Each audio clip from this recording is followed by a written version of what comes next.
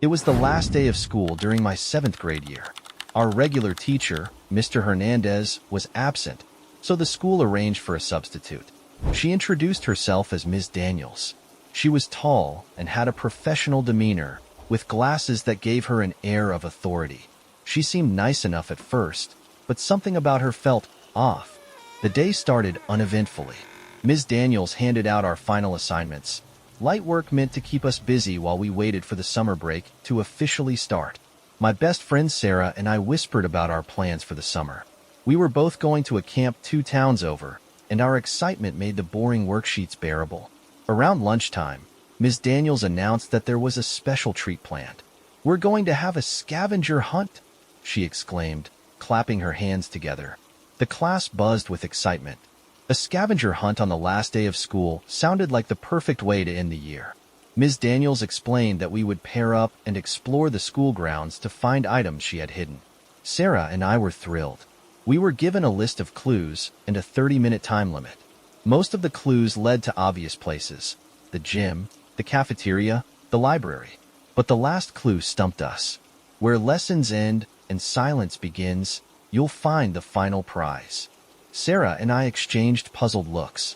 "It has to be the old wing," Sarah suggested. The old wing of the school had been shut down years ago due to structural issues.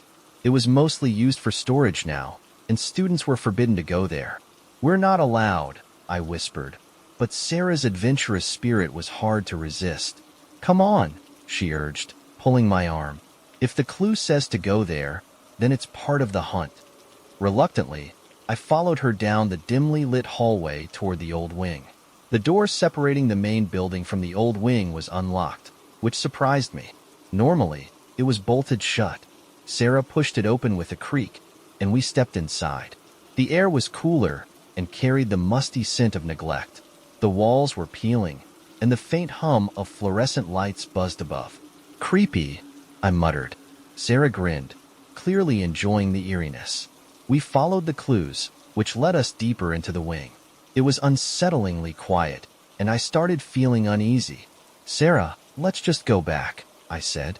But she was determined. "Just a little further," she insisted.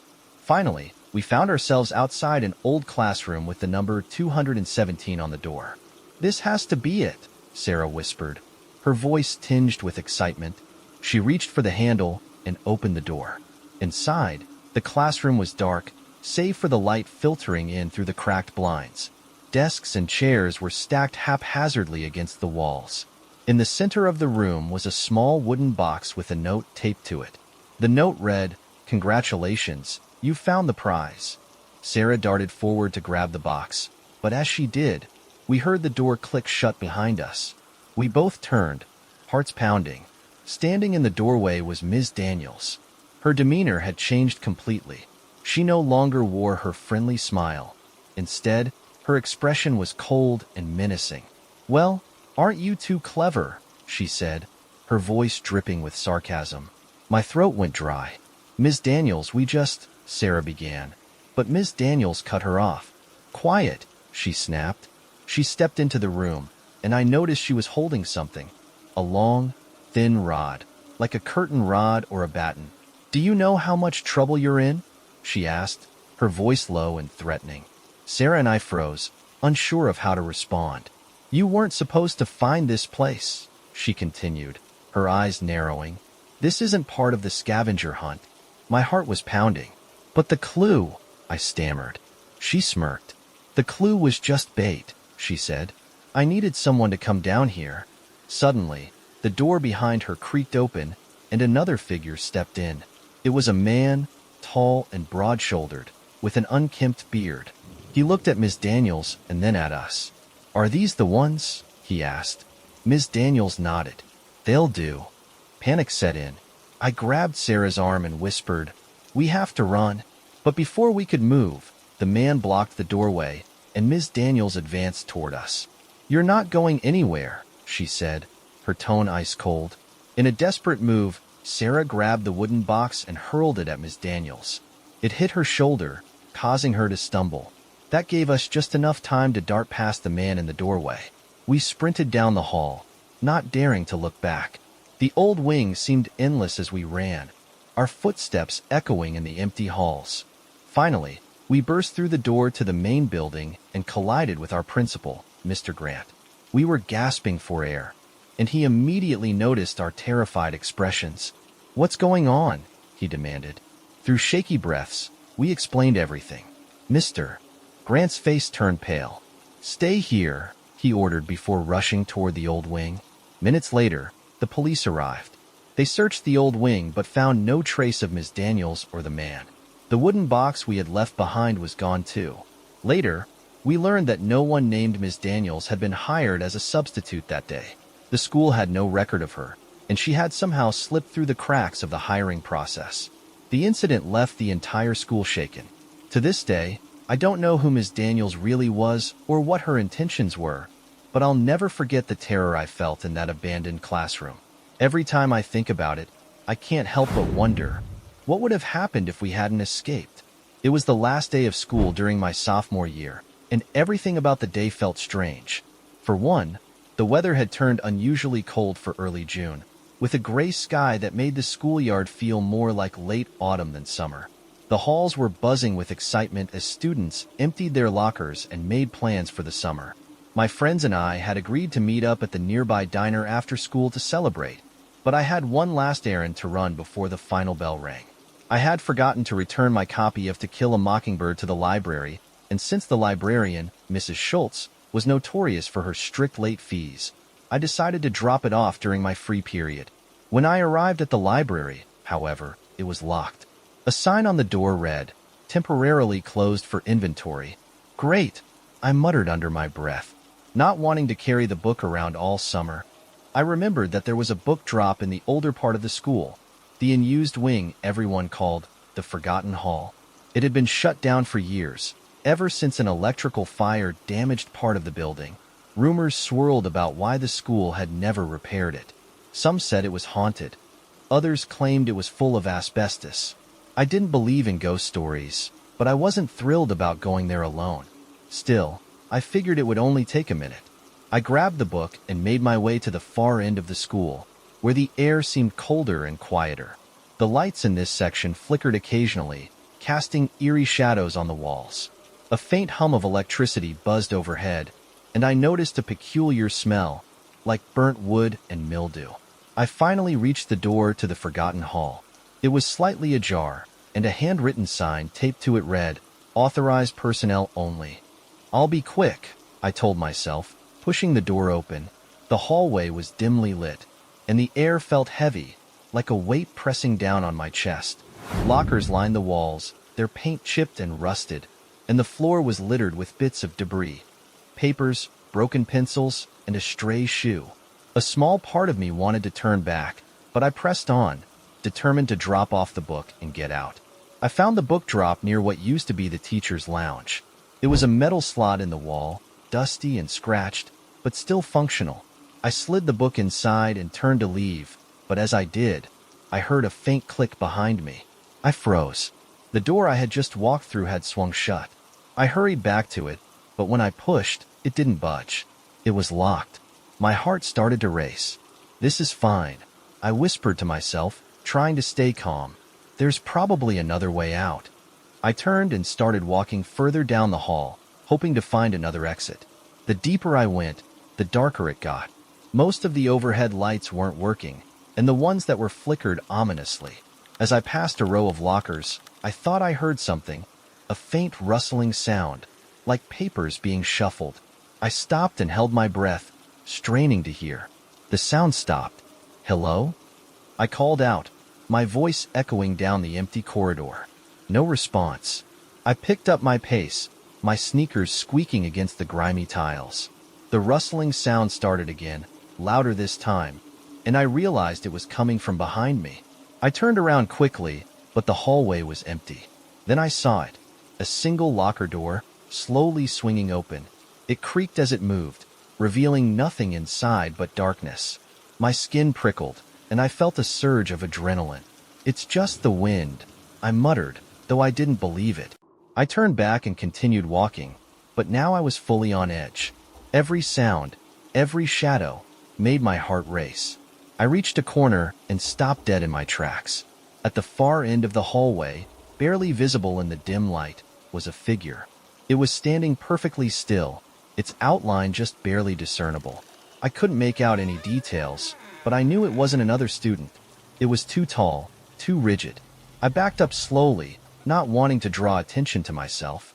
The figure didn't move.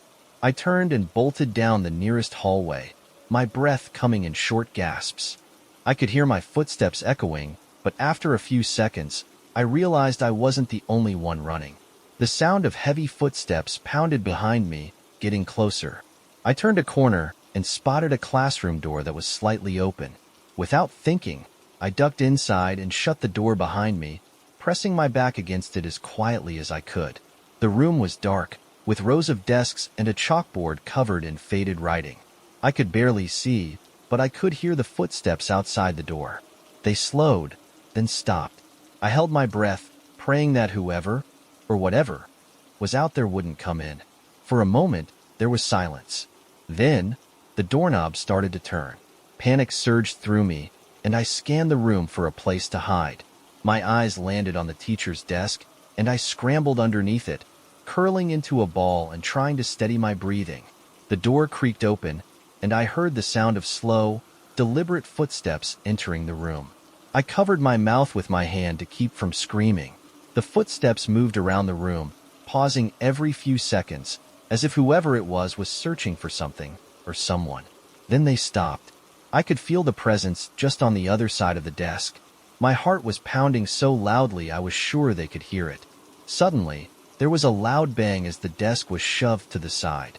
I screamed and scrambled to my feet, coming face to face with a figure cloaked in shadow. Its face was obscured, but its eyes, glowing faintly, locked onto mine. I didn't think. I just ran. I burst out of the room and sprinted down the hallway, not caring which direction I was going. My only thought was to get away.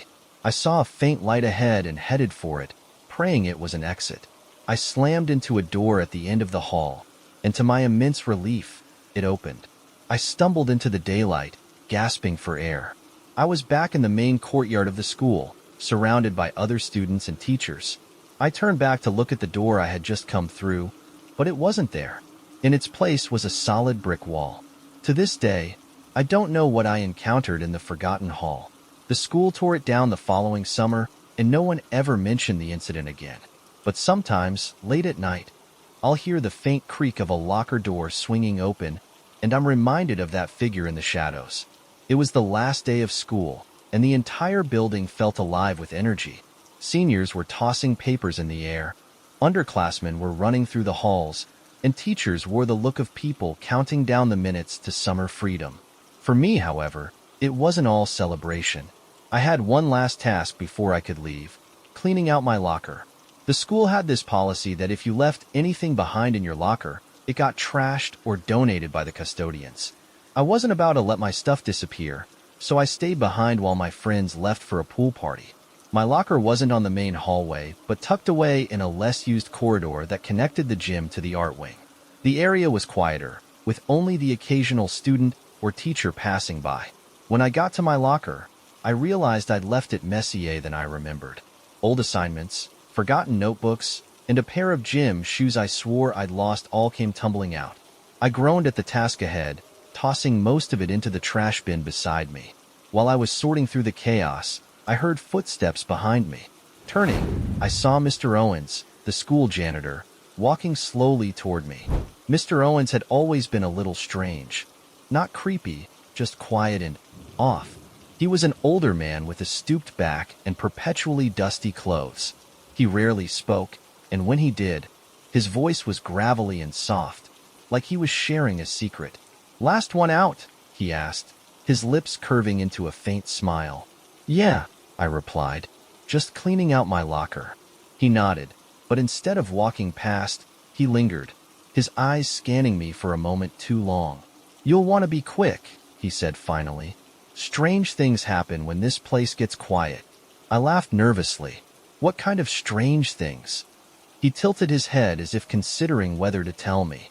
"There are parts of this school that don't like being forgotten. It's best not to stay too long." Before I could respond, He turned and shuffled away, his footsteps echoing down the hall. I shook off his words, chalking them up to an old man trying to mess with me. I finished clearing out my locker and was about to leave when I realized I still had my art project in the storage closet by the art room. I'd completely forgotten about it, and I knew Mrs. Caldwell, the art teacher, would throw it out if I didn't pick it up. With a sigh, I headed toward the art wing.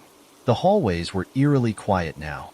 Most of the students had gone home, and only the hum of fluorescent lights and the distant sound of a vacuum cleaner filled the air. As I walked, I noticed the air seemed colder, and the shadows cast by the flickering lights felt sharper. When I reached the art wing, the door to the storage closet was slightly ajar. That was strange. Mrs. Caldwell was meticulous about keeping it locked. I pushed the door open and stepped inside. The room was dimly lit by a single bulb hanging from the ceiling, casting long, dramatic shadows over the shelves and stacked projects. I found my painting quickly and was about to leave when I noticed something strange. On the far wall, where there should have been only shelves, there was now a door. It was old, with peeling white paint and a brass doorknob that gleamed faintly in the dim light. I'd never seen it before, and I'd been in this room dozens of times. Curiosity got the better of me. I set my painting down and walked toward the door. When I touched the doorknob, it felt warm, almost as if someone had just been holding it. I hesitated for a moment, then twisted the knob and pushed the door open. On the other side was a small, windowless room. It was empty, save for a single wooden desk and chair in the center. The walls were bare, and the air was thick with the smell of dust and something metallic. A strange sense of dread washed over me, but I couldn't look away. Something about the room was compelling, like it was waiting for me. Against my better judgment, I stepped inside. The door creaked shut behind me, and I jumped, my heart pounding. I turned to leave, but the doorknob wouldn't budge. I twisted it harder, but it was as if it had fused in place. Panic started to set in. "Hello?" I called out, my voice trembling. "Is anyone there?" Silence. I banged on the door, hoping someone would hear me. "Help! I'm stuck in here." The room remained still, but the air grew colder, and the metallic smell became sharper. Then, I heard it, a faint whisper, so soft I wasn't sure if I'd imagined it. It sounded like it was coming from the desk. I turned slowly. The desk was empty, but as I stared at it, I noticed something strange. Words began to appear on the surface, as if someone were writing with an invisible pen. "Sit down." My legs felt like jelly, but I didn't dare disobey. I walked to the desk and sat in the chair, which creaked under my weight. The moment I did, the whispers grew louder, filling the room with an unintelligible chorus. My heart was racing, and my hands gripped the edge of the desk. Suddenly, the whispers stopped. The silence was deafening, and then, on the desk, new words appeared. "Write your name." There was no pen, no paper, nothing to write with. I stared at the words, shaking my head. "I don't understand," I whispered. The room seemed to shudder, and the words changed. "Write your name." This time, the letters were deeper, almost carved into the wood. A sharp pain shot through my finger, and I looked down to see a thin cut on my index finger, a bead of blood forming at the tip. I realized what it wanted. "No," I said, standing up. "I'm not doing this." The room seemed to darken, the air pressing down on me like a weight. The walls seemed to close in, and the metallic smell was overwhelming. The whispers returned, louder and more frantic, filling my ears with a language I couldn't understand. In a blind panic, I ran to the door and slammed my fists against it. "Let me out," I screamed. "Please."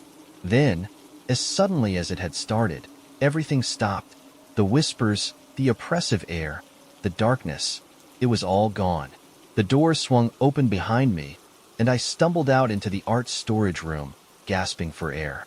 The door to the strange room was gone. In its place was the plain, bare wall I'd always known. I grabbed my painting and ran out of the art wing, not stopping until I was outside in the warm afternoon sun. I never told anyone about what happened. When I went back to the art room the next school year, there was no trace of the door or the room. But sometimes, late at night, I wake up to the faint sound of whispers, and I remember the words carved into the desk, "Write your name." I still don't know what would have happened if I had obeyed, and I don't think I ever want to find out.